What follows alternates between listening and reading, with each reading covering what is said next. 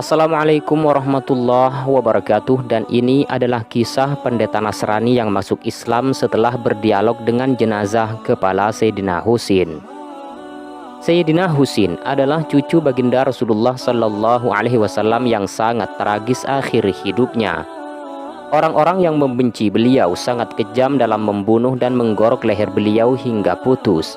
Bahkan sesudah wafat, jenazah kepala beliau diarak keliling kota oleh sang penguasa. Namun di balik kisah menyedihkan ini, ada peristiwa gaib yang sangat menakjubkan yang dialami oleh seorang pendeta Nasrani.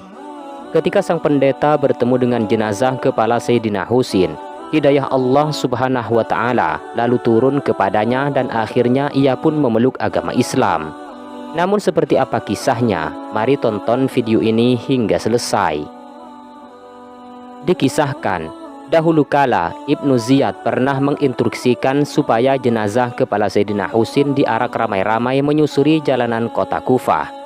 Diriwayatkan, saat Zaid bin Arqam sedang duduk, kepala Sayyidina Husin lewat di sampingnya. Saat berada di hadapan, Zaid bin Arqam mendengar bahwa kepala Sayyidina Husin melantunkan Al-Quran surah Al-Kahfi ayat 9 yang artinya, "Atau kamu mengira bahwa orang-orang yang mendiami gua dan yang mempunyai rakim itu, mereka termasuk tanda-tanda kekuasaan yang kami mengherankan." Peristiwa itu lantas membuat Zaid bin Arqam merinding hingga bulu kuduknya sampai berdiri. Kemudian ia berkata, "Demi Allah, wahai putra Rasulullah, kisah kepalamu lebih mengherankan dan lebih mencengangkan." Kemudian saat arak-arakan, kepala Sayyidina Husin berhenti di sisi sebuah biara. Ada seorang pendeta yang menaruh kepala Sayyidina Husin di dalam sebuah kotak. Sedangkan ada riwayat dari Kutub Rawandi yang mengisahkan bahwa kala itu kepala Sayyidina Husin ditancapkan di mata tombak. Kemudian orang-orang duduk mengelilingi dan menjaga kepala itu. Orang-orang itu semalaman pesta mabuk-mabukan meras dan memakan makanan dengan lahapnya. Saat sedang asik-asiknya, tiba-tiba orang-orang itu melihat ada tangan yang keluar dari tombak biara. Ajaibnya, tangan itu menulis syair di dinding memakai pena besi. Isi syair itu adalah, "Apakah umat yang membunuh Husain mengharap syafaat kakeknya pada hari perhitungan?" Menyaksikan hal demikian, mereka lalu merasa ketakutan. Di antara mereka lalu ada yang berusaha menggapai pena aneh itu. Namun saat hendak diambil, pena itu tiba-tiba hilang lenyap. Kemudian saat mereka mau meneruskan aktivitasnya lagi, tiba-tiba pena ajaib itu tampak lagi dan menulis sebuah syair. "Tidak, demi Allah, tiada pemberi syafaat bagi mereka. Mereka pada hari kiamat berada dalam siksaan yang sangat dahsyat." Kemudian tangan itu menulis lagi syair, "Mereka telah membunuh Husain secara aniaya. Keputusan mereka bertentangan dengan hukum Alkitab atau Al-Quran." Setelah melihat peristiwa menakutkan itu, mereka tidak nafsu lagi untuk makan. Karena saking takutnya, mereka lanjut memilih langsung tidur. Kemudian, pada saat waktu tengah malam ada pendeta yang mendengar adanya suara yang meratap. Di samping itu, sang pendeta juga mendengar seseorang yang tengah bertasbih. Karena penasaran, sang pendeta lantas berdiri dan mengeluarkan kepala di jendela. Ternyata, ia melihat ada sebuah kotak aneh yang berada di samping dinding tak jauh darinya. Pada saat itu, terlihat pancaran cahaya-cahaya terang dari langit. Para malaikat turun dari langit seraya berucap, "Salam sejahtera bagimu wahai putra Rasulullah. Salam sejahtera bagimu wahai Aba Abdillah. Solawat dan salam Allah bagimu." Menyaksikan peristiwa gaib itu lantas membuat sang pendeta ketakutan dan sangat terkejut. Kemudian sang pendeta memutuskan untuk menunggu informasi hingga tibanya waktu subuh. Di saat waktu subuh sudah tiba, sang pendeta lalu keluar dari biara dan bertanya kepada orang-orang di sana. Kemudian pendeta bertanya kepada mereka, "Isinya apa kotak ini?" Orang-orang itu menjawab, "Ini adalah kepalanya Husin bin Ali." Pendeta melanjutkan pertanyaan, "Siapakah nama ibundanya?" Mereka menjawab, yaitu Fatimah Az-Zahra, sang putri Nabi Muhammad SAW. Mendengar hal itu, sang pendeta lalu berkata, Celakalah kalian atas apa yang sudah kalian perbuat. Sungguh benar apa yang telah diberitahukan para rahib kami, bahwa apabila orang ini terbunuh, maka langit akan menurunkan hujan darah, dan ini tidak akan terjadi kecuali ia adalah seorang nabi atau wasi atau penerima wasiat nabi. Sekarang kumohon kepada kalian agar menyerahkan kepala ini kepadaku sejam saja.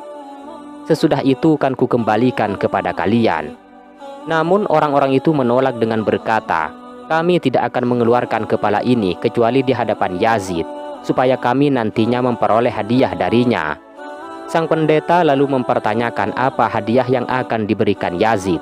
Kemudian orang-orang itu mengatakan bahwa mereka nantinya akan dihadiahi sekantong uang sebesar 10.000 dirham. Kemudian sang pendeta bersedia mengganti kepala itu dengan uang yang mereka harapkan, asalkan mereka mau menyerahkan kepala Sayyidina Husin itu. Kemudian mereka lalu bersedia dan sang pendeta memberi uang kepada mereka sebesar 10.000 dirham.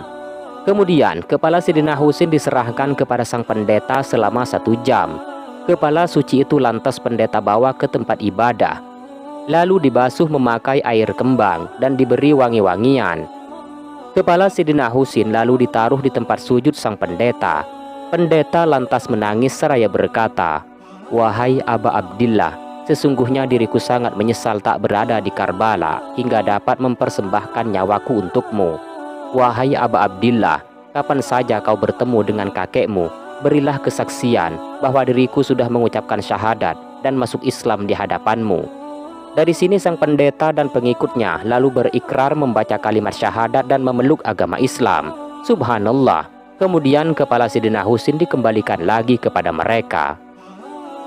Sesudah peristiwa itu, mantan pendeta memutuskan meninggalkan tempat ibadah biaranya dan memilih hidup di sebuah gunung.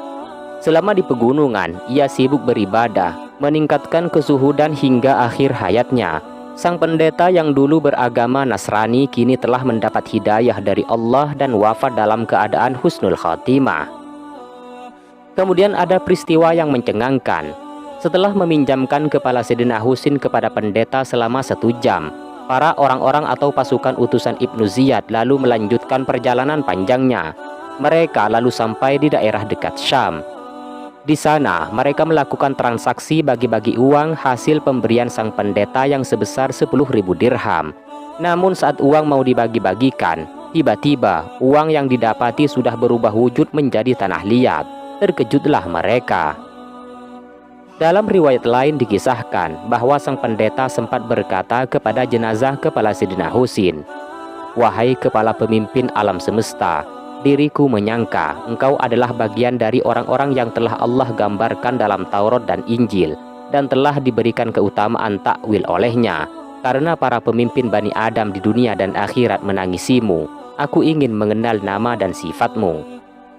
Kepala Sayyidina Husin kemudian menjawab, sayalah orang yang teraniaya, sayalah orang yang bersedih, sayalah orang yang berduka, sayalah orang yang dibunuh oleh pedang kezaliman, sayalah orang yang dizalimi dengan perang melawan orang durhaka.